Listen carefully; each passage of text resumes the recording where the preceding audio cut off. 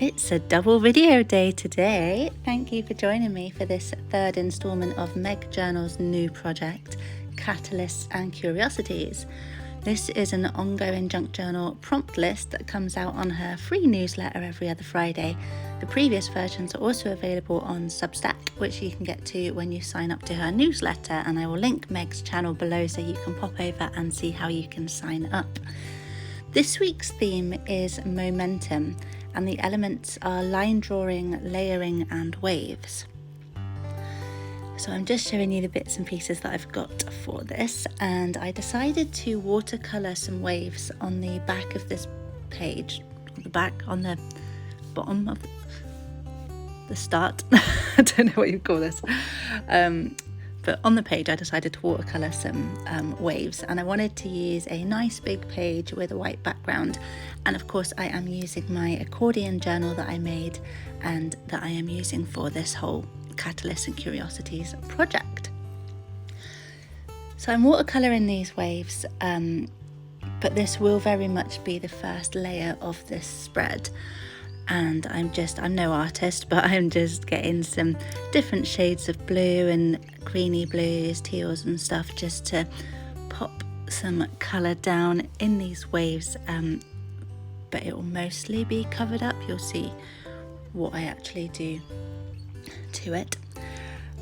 And then I found an English heritage magazine that I had lying around, and it had some pages about the magic of May and lots of kind of cute drawings in May colours and themes, animals, flowers, traditions. So I fussy cut those out along with those words, magic of May, and I'll be layering those on top, and I just gave you a little view of what those were a minute ago. Now at the moment my momentum is a focus on Creep on June and being in kind of a gothic Poe-esque mindset. So I had to come out of that mindset and kind of regain my momentum from May, the magic, the colours, the summery spring kind of feelings, because I felt like June is obviously summer and spring still, but for actually from a crafting point of view, my June is very much focused on kind of the more darker side of things. So starting with these waves, their kind of flow in nature helps to bring back more of the style that I've been working on in this accordion journal, and the blue colour is a very stark contrast from the colours that I've been using in June. And then by layering on these pictures I cut out from All About the Magic of May, the bonfires, flower crowns, the animals and the new growth, just layering and layering on top, so you can barely even make out all of the detail unless you look closely. But then I do some kind of fine lines in greens and blacks to help bring out some of the pictures.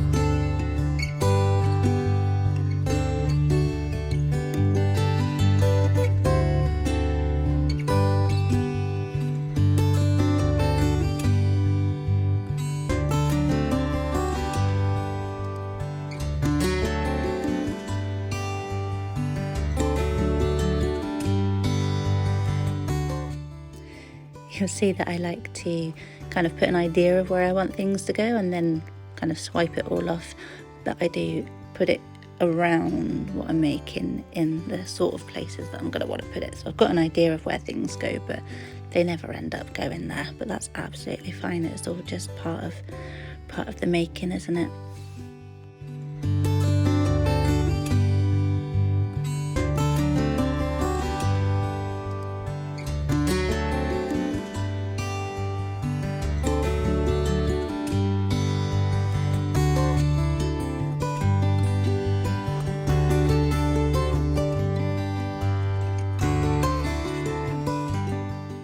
See me struggling with this here, so floppy and the glue just sticks everywhere. But what's great about this journal is because it's all on its own lots of different layers, is that if things stick out, that's absolutely fine. They can just stay sticking out, and then maybe at some point in the future I'll stick something to that. But also if it goes on to the next page, I can just fold things round and it will just become part of the next page. So I really enjoy how I use this accordion journal I don't have to worry about where things are actually ending up at the end.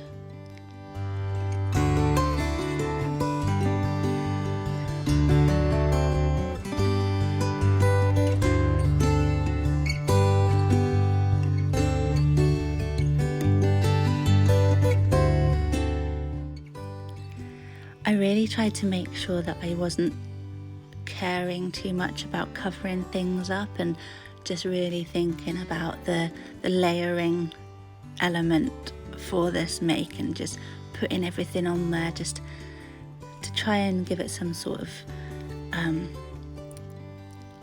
busyness and just show that it is layers. So it's not just a collage, it is layers of stuff, but you should be able to see kind of all the layers if you look closely.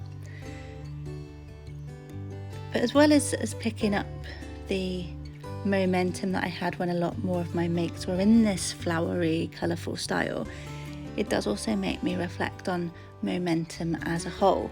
And like I said, I'm doing Creep on June, and it's a very new concept to me to do an entire month-long challenge that has a video every day. I've done month-long challenges before, but I filmed them kind of a week at a time, and I've not felt such an urgency for them. But as well for Creep on June, I'm creating a whole story, and I'm not a writer, and I'm trying to write a part of a story for each day. So keeping the momentum going to keep the story going and keep the engagement up is proving to be a challenge. I am really enjoying doing it. It is so much fun, but I'm very conscious that 30 days is a long time to come up with part of a story every day without becoming repetitive or boring, especially when I'm not an author in any kind of way.